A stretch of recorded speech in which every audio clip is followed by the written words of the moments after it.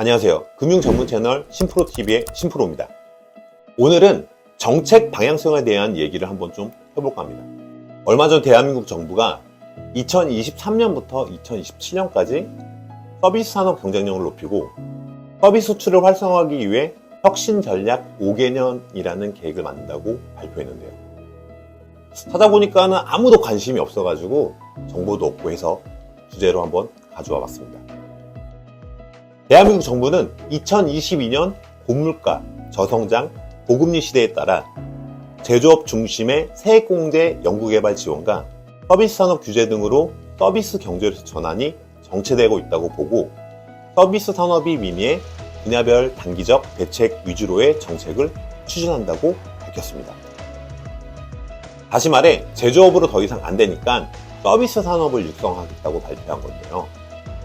서비스 산업이 우리가 말하는 서빙 그런 게 아니고 이 영상에서 소개해드리는 콘텐츠나 IT 기술을 개발하겠다고 내용을 발표한 거죠.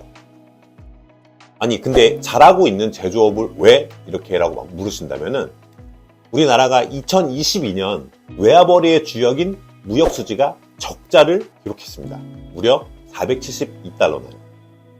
이거는 14년 만에 처음으로 우리나라가 적자를 기록했기 때문에 이 같은 사실이 굉장히 충격적으로 다가왔는데요.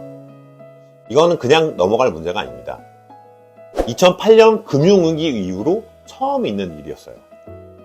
물론 수출액은 지금까지 역대 최대를 기록하는 모습을 보였지만 우리나라의 주력 품목인 수출 성장률이 2022년 전체적으로 봤을 때 상고하저를 보였어요. 그러니까 처음에는 잘 나가다가 떨어졌다는 거죠. 그래서 결과적으로는 적자의 성과를 냈는데 이것 때문에 정부는 이와 같은 문제를 해결하고자 다른 먹거리를 찾고자 하는 움직임을 보이는 것 같고요. 우리는 앞으로 어떤 먹거리로 사업을 하고 어떤 방향성으로 정책이 움직이고 지원이 되는지 또 어떤 산업이 발전하는지 확인하고 투자를 해야 되는지 알아보는 시간을 갖도록 하겠습니다. 안녕하세요. 금융 전문 채널 신프로TV의 신프로입니다. 오늘은 정책 방향성에 대한 얘기를 한번 좀 해볼까 합니다. 앞서 설명드린 것 같이 우리나라의 최대 외화벌이인 제조업 무역이 적자를 내면서 우리나라가 진짜 흔들리기 시작했습니다. 산업통상자원부는 얼마 전 발표한 2022년 전체 수출입 동향을 분석하면서 23년 경제 전망 수출 증가율 성장세도 계속해서 꺾일 거라는 전망을 내놓았는데요. 그만큼 기존 방식으로 우리나라의 외화벌이가 더 이상 힘들다는 걸 의미하는 것 같습니다. 때문에 이제는 다른 걸 찾아야 될 시기가 되었는데 우리나라는 약간 늦은 감이 있습니다. 하지만 2023년은 작은 정부의 운영 방안을 제시한 이상 많은 사업가 기업들의 성장의 발판이 될 또 한 해라고 보여지기도 하네요. 우리나라는 기본적으로 원자재가 나지 않는 나라입니다. 즉 수출에 의존하는 나라죠. 우리가 어렸을 때부터 귀 아프게 들었던 얘기. 우리나라는 1970년도부터 값싼 노동력과 기술력을 바탕으로 해외에서 원자재와 에너지를 수출해서 이를 가공하고 개발해서 수출을 하는 것이 국제사회의 대한민국의 포지션이 되었는데요. 작년에 수출은 6,839억 달러로 2021년 대비 6.1% 증가하였습니다. 근데 수입을 7,312억 달러로 2021년 대비 18.9%가 증가됩니다. 이를 계산해 보면은 굉장히 많이 수입해서 엄청나게 갖다 팔았다고 볼 수 있는데요. 결과적으로는 비싸게 못 팔았다고 볼 수 있겠네요. 왜냐면은 우리가 수입을 더 많이 했으니까. 수입이 수출보다 많은 경우를 무역수지 적자라고 표현합니다. 다들 이거는 알고 계시죠? 이와 같은 결과가 발생한 이유를 한번 확인해 보자면 여러 가지 원인이 있겠지만 가장 큰 원인으로는 러시아 전쟁 그리고 글로벌 보호무역주의에 따른 글로벌 공급망 붕괴로 발생한 에너지 가격 급등이 가장 큰 원인으로 보여집니다. 왜냐하면 러시아가 에너지 강국이기 때문이죠.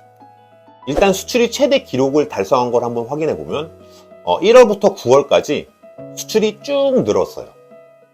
이는 자동차와 석유 제품 그리고 우리나라의 배터리 등의 수출이 많았기 때문인데요. 이건 공급이 부족했던 21년도, 20년도 때 물량 부족을 맞추면서 급격하게 수출이 증가한 것으로 보여진다고 합니다. 하지만 10월부터는 수출이 급격하게 감소하기 시작했어요. 첫 번째로 10월부터 인플레이션과 싸우는 주요국, 즉 미국의 금리 인상 정책 때문에 수출이 다소 감소했습니다. 이때 달러가 엄청나게 상승했기 때문이죠. 두 번째로 무역 수지 적자의 원인으로 꼽히는 에너지 수입은 전년 대비 784억 달러가 증가했습니다. 이는 우리나라가 연간 무역 적자인 470억 달러를 300억이나 초과하는 금액입니다. 하지만 이러한 높은 에너지 가격 수입 현상은 우리나라와 산업구조가 비슷한 에너지 수입국, 즉 일본이나 이탈리아, 그리고 제조기반 수출국인 중국과 일본, 독일 등에서 모두 나타나는 공통적인 모습입니다. 두 개 다 보니까 일본은 이래저래 다 껴있네요. 따라서 산업통상자원부는 2022년 10월부터 시작된 마이너스 수출 성장률은 2023년 상반기에도 계속될 거라고 예상을 내놓았습니다. 그렇지만 가장 큰 원인으로 뽑았던 아까 러시아 전쟁이 끝나도 우리 같은 수입에 의존하는 나라들은 최근 미국이나 유럽 등에서 계속해서 발표하고 있는 글로벌 보호무역의 여파로 쉽게 해결될 것 같진 않아 보이네요. IMF 국제기구도 2023년 경제성장률을 지난해 3.2%에서 12월 달에 2.7%로 하향하는 등 글로벌 경기 둔화 문제가 하루 이틀 만에 해결될 문제로는 보이지는 않습니다. 이와 같은 무역 수지 적자에 따라 우리나라는 그동안 제조업을 주력 산업으로 지원해왔습니다. 하지만 이제는 제조업만큼 서비스 산업도 동일하게 지원하며 새로운 성장 동력으로 확보하고 성장시키겠다는 목표를 밝히고 서비스 산업 발전 혁신 전략 5개년 계획을 내놓았습니다. 아까 언급했다시피 조금 늦은 감은 있죠. 이미 다른 나라들은 이쪽 분야에 엄청난 투자를 하고 있기 때문입니다. 우리나라는 제조업 중심의 기존 지원 정책과 서비스 산업 규제 등 최근 10년 동안 서비스 경제에서 전환이 너무 정체 중입니다. 너무 한우물만 판 것 같다고 생각되네요. 하지만 오늘 저는 여러분께 정부에서 발전시키려 하는 산업 중 2가지 정도를 같이 알아볼까 합니다.